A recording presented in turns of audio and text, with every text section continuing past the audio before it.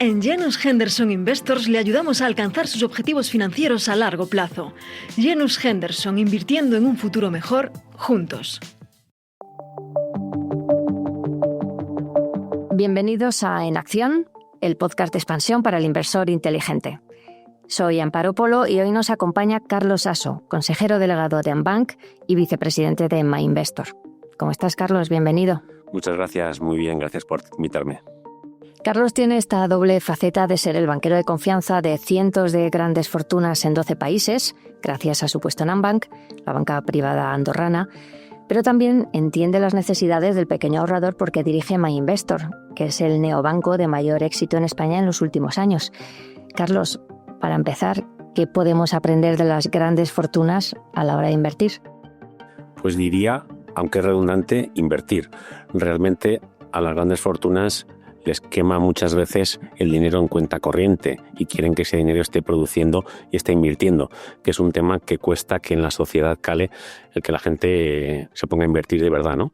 A mí siempre me marcó, hace muchos años, un cliente que nos echaba unas broncas increíbles porque tenía dinero en cuenta corriente dentro de la SICAV que tenía y al final, pues, luego lo piensas y dices, bueno, es verdad, es que realmente ese dinero no está produciendo y al final siempre crece el mercado, siempre suben los activos financieros y es una pérdida de valor económico el que el dinero no esté invertido. Al final eso hace como un ratón que te va mordiendo tu dinero cada día y acabas perdiendo el poder adquisitivo, acabas teniendo menos el año que viene, la semana que viene, el día que viene y al final pues es clave y eso las grandes fortunas lo tienen muy presente, que hay que invertir el dinero. Y también diría que una cosa clave es diversificar, porque cuando ha habido fortunas que se han arruinado o no han pasado de generación en generación, pues muchas veces ha sido por no diversificar adecuadamente o hacer una gran apuesta concentrada en algo que igual tenía sentido y a la larga era rendimiento positivo, pero por el hecho de concentrar excesivamente y no medir bien los riesgos en esa diversificación, pues eso es clave, ¿no? Que hay que diversificar bien y te lleva a poder perder tu patrimonio si concentras en exceso. Y hay que tener muy en cuenta siempre esa diversificación.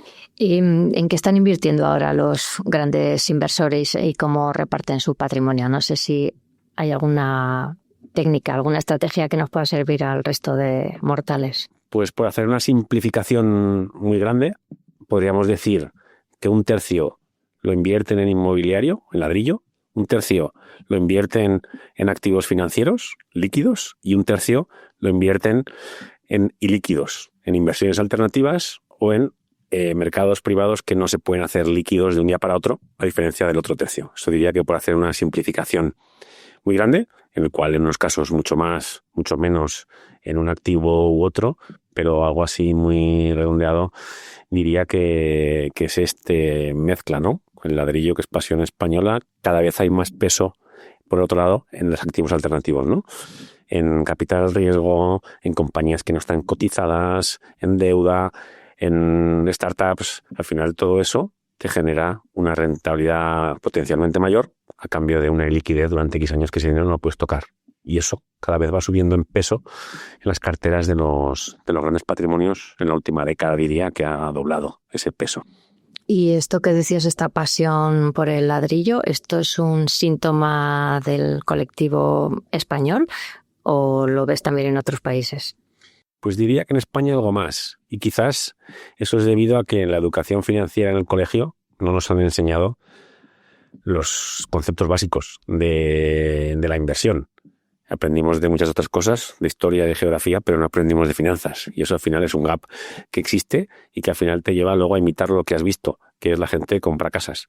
Pero realmente yo creo que en España esto está acentuado por una menor cultura financiera, educación financiera de base y por eso pues es muy necesaria la divulgación para que la gente entienda que invertir de manera diversificada y de manera pues adecuada y midiendo bien el riesgo pues es siempre ganador.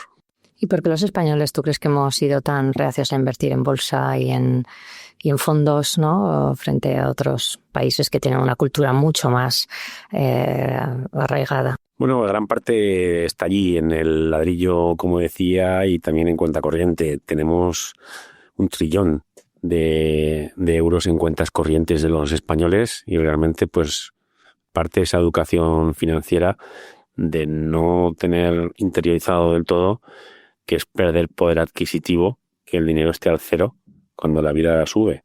Nos cuesta más pagar cualquier gasto, de lo más básico a lo más sofisticado, año tras año, y no estamos obteniendo en gran parte del dinero que tiene la población española está al cero, ¿no? Entonces, de alguna manera, pues eso es un tema de conciencia, divulgar y de trabajar para suplir esa menor educación financiera que ha habido en España. O de pagar mejor, ¿no? Que es algo que también vosotros habéis hecho en los últimos meses.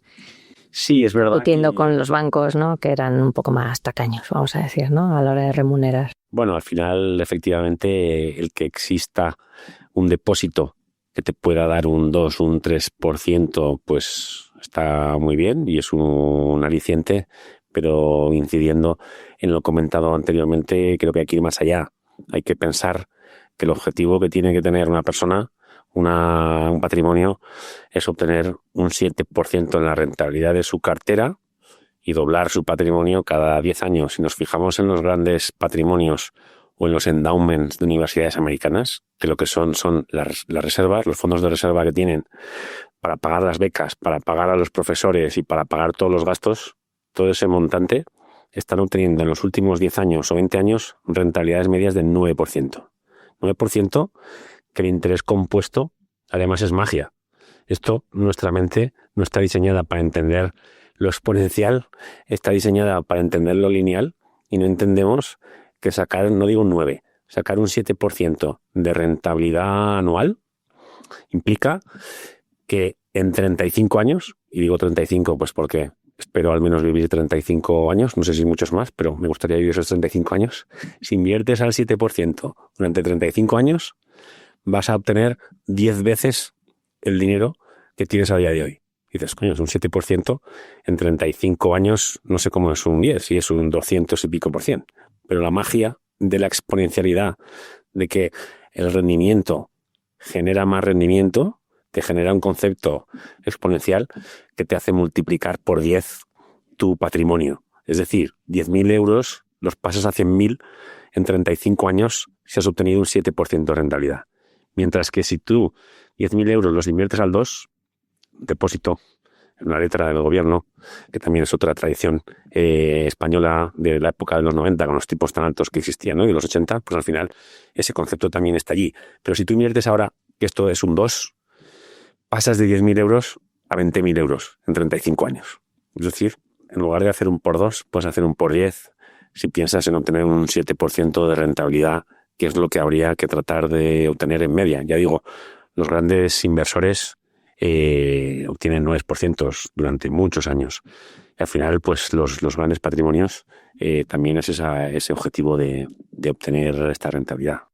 Para ellos, para un gran patrimonio, ¿qué es lo que se están pidiendo como mínimo de rentabilidad? ¿Es depende de mucho, ¿no? Y en muchos casos también depende, diría, de la primera generación, segunda generación, tercera generación.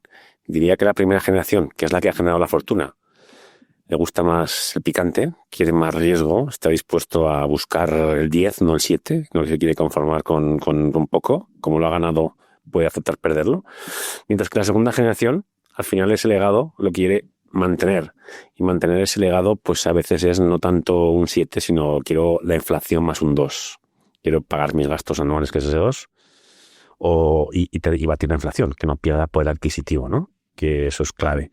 Y eso, pues bueno, depende. Una tercera generación, pues quizás ya necesita volver otra vez a más patrimonio, porque como hay muchos herederos, al final tienes que dar dividendos a todos. O sea, al final depende mucho de los casos, ¿no? Pero yo creo que siempre hay que tener en cuenta la inflación y ponerle a la inflación, pues quieres un 2, un 3, un 5, un 7 y buscar ahí las rentabilidades que tienes, y no hay dos casos iguales. En cada caso, pues tienen unos objetivos distintos que depende de la idiosincrasia del cliente, de su familia, de sus necesidades y de su edad, te diría. Y para todos los oyentes que te están escuchando hablar, ¿no? Y que están viendo cómo pues, los tipos de interés van a la baja, las cuentas remuneradas cada vez van a ser menos atractivas, porque no va a haber posibilidad de ofrecer lo que se estaba ofreciendo hasta ahora, ¿qué les recomiendas hacer? Invertir. Al final, una gran manera de invertir es todos los meses mantener una disciplina e invertir. Si al final quieres buscar tácticamente cuál es el mejor momento, porque la bolsa ha caído, ha subido, ha hablado el presidente del gobierno de Estados Unidos, el presidente del Banco Central Europeo, la Reserva Federal, a ver qué van a decir, pues al final acabas viendo que nunca aciertas el momento y que intentas adivinar y acabas teniendo luego el dinero en cuenta corriente al cero. Con lo cual es importante tener una disciplina de inversión, pensar que no es tan importante el momento de entrada si lo miras con el retrovisor 20 años después, y si inviertes todos los meses, todo de una manera pues muy disciplinada. Y al final diría que eso es clave para invertir y para generar rentabilidad. Y para gente que está empezando, ¿no? Durante muchos años hemos escuchado este tipo de cartera, el 60-40, ¿no? 60% en activos en bolsa, 40% en activos más conservadores. ¿Eso sigue estando vigente? ¿Te parece una buena estrategia? ¿Está pasado de moda? Bueno, la última década ha tomado mayor proporción los activos alternativos, de manera que podríamos decir que 60 renta variable, 20 renta fija, con los tipos más bajos además, y 20 inversión alternativa. Inversión alternativa es mercados privados, compañías no cotizadas, bien en formato capital, bien en formato deuda, y poder invertir allí para poder obtener una rentabilidad superior a cambio de una liquidez. ¿Por qué puedes obtener una rentabilidad superior? Porque son compañías que no hay tanta información disponible y por tanto puede haber más ineficiencias y puedes invertir con descuentos. Sueles invertir allí de la mano de gestores de capital riesgo que tienen además un alineamiento de intereses fuerte en esas compañías, y una parte muy importante en el que no tienes la capacidad de darle al botón y vender, por tanto no te vas a equivocar en el momento de pánico mal vendiendo, que es otro gran error que existe. Vender cuando nos entra el pánico, ahí hay que comprar, son rebajas, hay que darle al botón verde para comprar y no vender. Y al revés, cuando está la euforia, cuando estamos en niveles altísimos de mercados, ahí hay que tener más prudencia que ganas de doblar, ¿no? Hay que tener cautela. Entonces, al final, de esa manera, pues tienes de la disciplina de serie en esa clase de activo. Con compañías que esa liquidez pues también te da esa mayor largo plazo como inversión. Y esto, pues que hay muchas formas de hacerlo. Es importante encontrar gestores que tengan un buen track record para hacer esto. Además, en este caso, el track record, el éxito suele llevar a más éxito en estos gestores. Y al final, pues bueno, esto cada vez forma parte de más las carteras, y además en España se introdujo la ley en el año 2022 que democratiza desde 10.000 euros también esta inversión, que ya digo, lo vienen haciendo los grandes patrimonios pues en porcentajes que podrían llegar a un 40% en un endowment de una universidad americana, un tercio en un family office con ganas de invertir en este tipo de activos, o un 15% en un family office con mayor necesidad de liquidez. Entonces, bueno, al final, esto te diría que cambia un poco el sesgo de 60-40-40 a tomar entrada en este activo que no se había considerado hace 15 años. A la hora de invertir, ¿qué hacemos? ¿Utilizamos los fondos que venden los bancos o nos creamos la propia cartera? Bueno, siempre hay que tener en cuenta el conflicto de interés, que al final quien está vendiendo el producto no tenga un conflicto porque quiere generar unas comisiones sin generar valor. Está claro que no hay duros a 4 pesetas, que si quieres cosas buenas, pues algo pueden costar, pero realmente hay que tener cuidado que no haya gato por liebre, que no sea un fondo de inversión que tenga una comisión carísima y que luego no esté aportando valor, que no esté aportando nada diferencial. Por tanto, siempre hay que cuidar ese conflicto de interés, que al final pues siempre ha habido y sigue habiendo pues en la sucursal española pues posibles conflictos de interés, y al final cada uno tiene que tener su formación y bueno, su identificación de realmente buscar y entender bien qué es dónde estás invirtiendo, ¿no? Y que si hay ese conflicto de interés, pues ¿por qué aporta más ese fondo que otro de una gestora internacional o de un gran fondo que tiene comisiones bajísimas? Ahora, cuando he dicho en la redacción que venías, me han empezado a llegar preguntas así del público, y una era: pregúntale a Carlos que si tienes una hipoteca, ¿qué es mejor? ¿Quitártela cuanto antes, por ejemplo? ¿O ir amortizando? O otra me decía, ¿qué es mejor, amortizar la hipoteca o invertir en bolsa? Pues mi opinión personal es que claramente mantener la hipoteca, no amortizarla, invertir ese dinero que usarías para amortizar anticipadamente. Invertir siempre con disciplina, invertirlo de manera diversificada. Eso, a la larga, acaba dando un rédito superior al tipo de interés de la hipoteca, que estamos en un mundo alrededor del 2%. No vamos a ver tipos de interés ni al 0 como los hubo, ni tampoco vamos a ir al 4, porque Europa tiene una deuda tan grande que en el fondo los tipos de interés, de alguna manera, van a estar en los entornos del 1 y el 2. Con lo cual eso, bueno, es un nivel controlado de coste financiero de la hipoteca, y en lugar de utilizar ese dinero que te está costando un 1, un 2, por un 2 y pico, pues búscale un 7%, que se puede obtener ese 7% de rentabilidad y le generas un gran valor a tu patrimonio. Para mí no hay duda en que no es conveniente amortizar anticipadamente la hipoteca y hay que invertir. Bueno, se lo voy a decir ahora a los que me preguntaban. Oye, Carlos, ¿tú tienes 3 hijos? ¿Cómo les enseñas a ahorrar y qué consejo darías a padres que no saben muy bien cómo empezar a inculcar este conocimiento por las finanzas y por el ahorro? Pues diría que todos los meses, cuando tengan un ingreso, dediquen lo primero, una parte, a ese ahorro.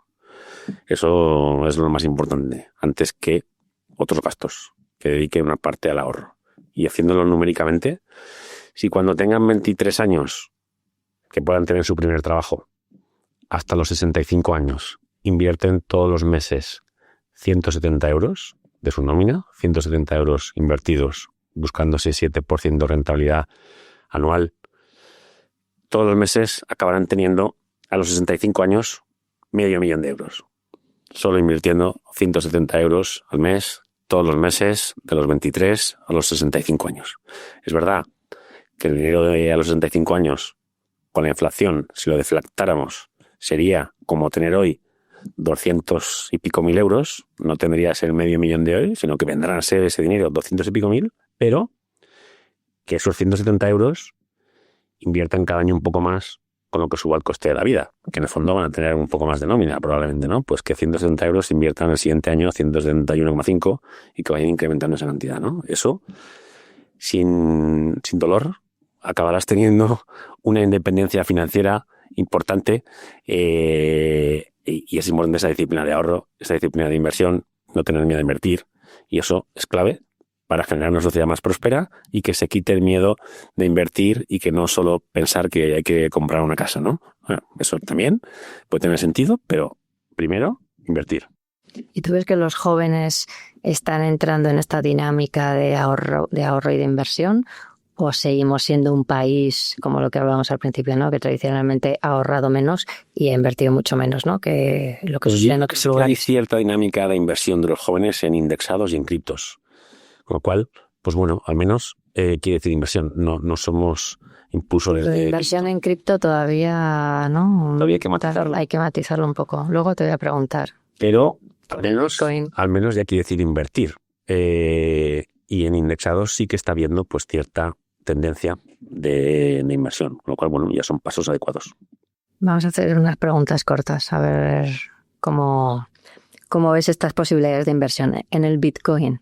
Porque sé que, bueno, hace unos días, por ejemplo, JP Morgan anunció que va a permitir a sus clientes que por fin compren bitcoins, aunque con algunas matizaciones, pero bueno, son pasos adelante que parece que van a normalizar la entrada de criptomonedas en muchas organizaciones. ¿Tú cómo ves esta situación? ¿Estáis ofreciendo en vuestras plataformas o lo estáis pensando o en qué situación estáis? Ya tenemos ETFs que invierten en criptoactivos y no estamos impulsándolo porque al final en nuestra mente más fundamental de que pensamos que algo en lo que inviertes tiene que tener un beneficio, un dividendo y pensar cuál es el valor de ese activo calculado de una manera numérica fundamental, pues en el caso del Bitcoin es más una oferta-demanda, como pueda suceder en el oro, y esa oferta-demanda de alguna manera es muy difícil de calcular. Por tanto, nosotros pensamos que, caso de que el cliente quiera invertir de cualquiera de las maneras, pues que tiene que tener mucha cautela, invertir un porcentaje pequeño por la volatilidad que tiene per se esa clase de activo. Pero al final, pues no deja de haber un volumen ya grande en ese tipo de inversión como para ignorarlo, ¿no? En esa clase de activo. No podemos ignorarlo porque es enorme ya el tamaño que ha adquirido el Bitcoin en capitalización, lo cual no quita que no tenemos ni idea de cómo valorarlo y por tanto, como no sabes valorar algo, pues no inviertes aquello que no puedas perder, solo aquello que puedas perder hipotéticamente. Y a tus clientes, por ejemplo, por acabar con el Bitcoin, a tus grandes clientes de Ambank, ¿les estáis ofreciendo también la posibilidad? ¿Ellos quieren entrar en criptomonedas o es algo que todavía vean con un poco de distancia? Diría que prácticamente ninguno está pensando en invertir allí. Excepcionalmente sí que haya un caso puntual, pero más como, pues bueno, una apuesta. Igual que puedes tener apuestas que piensas cara cruz, pues bueno, pues haces esa apuesta, ¿no? Pero no en tamaño significativo, ni muchísimo menos. Otra pregunta, la bolsa española, 14.300, estamos ya casi. ¿Tiene recorrido? Estamos ya, porque hace 2 minutos estábamos en 12.000 y hace 5 estábamos en 10.000, es que ha sido espectacular. Bueno, yo ahí diría que el 30% de la bolsa española es bancario, sector financiero. Por tanto, estás invirtiendo en bancos. Mi opinión personal es que estamos en techos de beneficio de los bancos porque ha habido beneficio en parte gracias a los tipos de interés. No crece suficientemente el mercado en crédito o para poder compensar las subidas de tipos de interés que ha habido, que ya son bajadas. Por tanto, yo creo que los beneficios de banca no pueden subir, van a ir más planos que alcistas y por tanto, pues solo habría upside si hay expansión de múltiplos, si pagas más por el mismo dividendo, por el mismo beneficio. Y yo creo que ya estamos en la bolsa española, esos 14.000, en un PER de 13,5 aproximadamente, y yo creo que ya es exigente, y por tanto, pues diría que más cautela que doblar apuestas, ¿no? En ese modo de controlar la posible euforia que hubiera haber. Está ya, no digo poniendo un precio a la perfección, porque todavía puede haber recorrido, pero es muy exigente ya las valoraciones y es verdad que a largo plazo pues todo sube, el mundo crece, el ser humano progresa, siempre somos capaces de salir a flote y crecer, innovar y hacer cosas diferenciales y eso es clave para pensar que la bolsa siempre va a subir, pero el que quiera tener más opinión táctica, pues bueno, es un precio ya exigente.